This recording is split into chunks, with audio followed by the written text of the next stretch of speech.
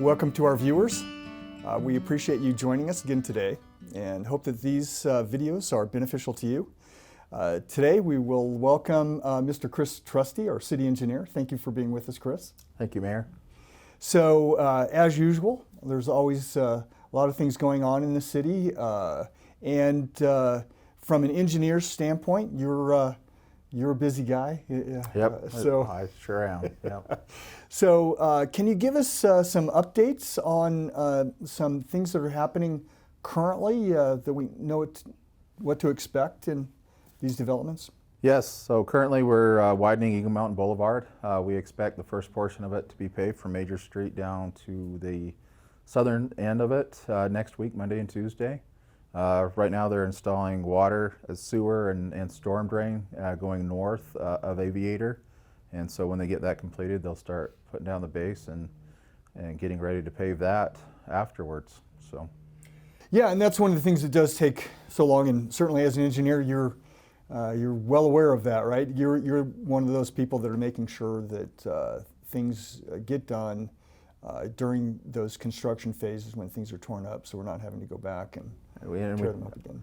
And we have a short construction window. Obviously, we can't pave past usually October, so we're trying to get everything done in that kind of a tight window. So yeah, definitely. Well, we will look forward to those developments. That will be a big improvement on Eagle Mountain Boulevard for traffic flow.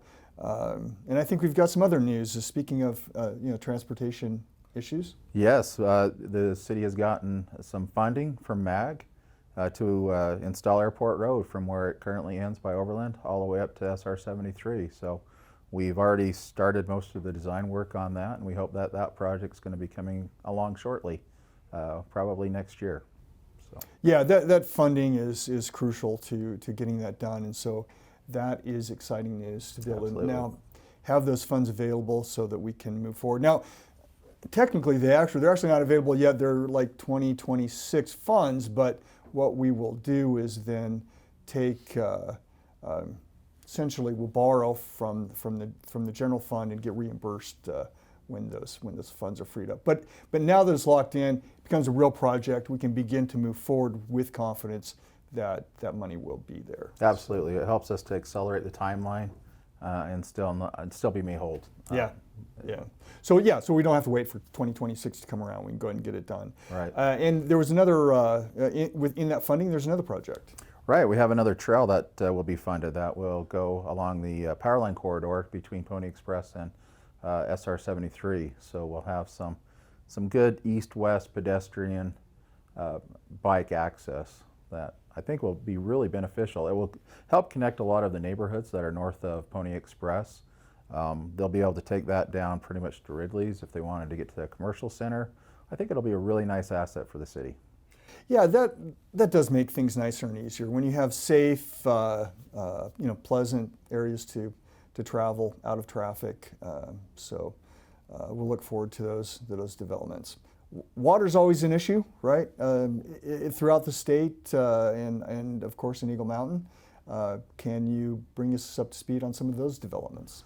Yes, as you know, the state is in a drought, and the city's trying our hardest to compensate for that with growth. We've had some issues with some of our existing wells not really working as planned, but we've also got 2 new wells that are planned for the city.